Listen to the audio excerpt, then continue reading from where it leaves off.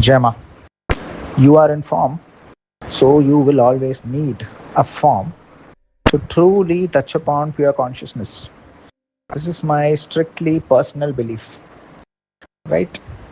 So I received a question just now via comments where it is a Kriya Yoga practitioner, and they had asked whether in their practice of Kriya Yoga they will be able to touch upon the pure consciousness that is Maa Kali. So my answer is this: they will not be able to touch upon the pure consciousness that is Kali, but they will be able to touch upon pure consciousness. But that pure consciousness that they would touch upon will not be identified like we identify it as Kali, right? So if you want that Brahmanda, the one, so the series of names that are running right now, it is Bhaga, right? Fortune, prosperity, it is a germination of the seed, it is the birth of the child, it is also the death of very child, that very child which is birthed and considered very prosperous and like an exceptional fortune moment. And then the very child that is absolutely rejected and lying in the corner of the house as the old grandfather or grandmother, and then attains the smashana, and everybody forgets them after a day or two until it is the anniversary of death, right? This is how we identify this. All of this is encompassed into one specific form that we as Kali sadhaks call Kali, Ma Kali. She's everything. She's the highest state of pure consciousness that makes us understand everything, right from the germination of seed all the way till the birth and death of the child, everything, right?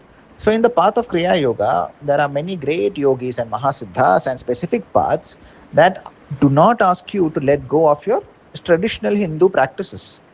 There are great yogis who still emphasized and spoke about the mother, have they spoken about various other religions too. So, my suggestion would be follow your path, listen to your guru.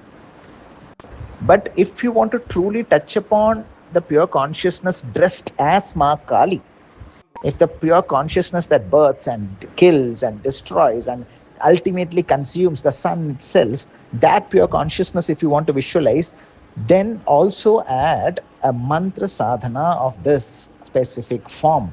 Why? Because it is my absolute belief that if you want this specific pure consciousness that will one day consume the sun and rebirth the sun, galaxy after galaxy, the universe is expanding at 73, 74 kilometers per second, right? Who is expanding it? That specific being, that specific energy is what we call Kali.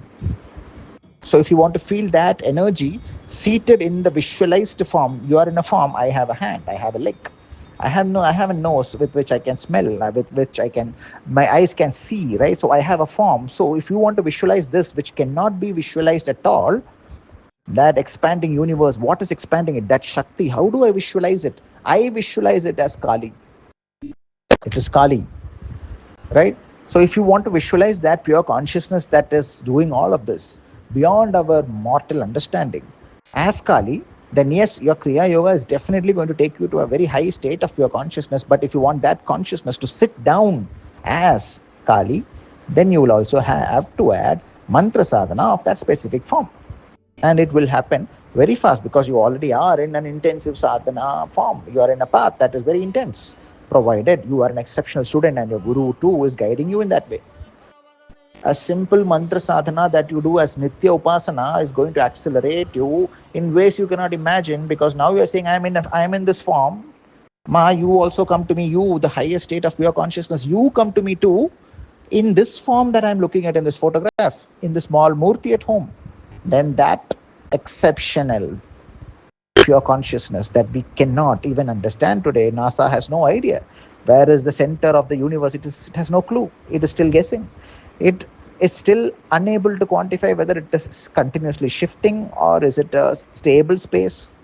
That is what we call Mahakal, right? So if you want to visualize pure consciousness in one specific form, then yes, you will have to do the upasana of that specific form. This is a different path, it's a different system that is given out by our rishis, where we worship a specific form, a deity, right?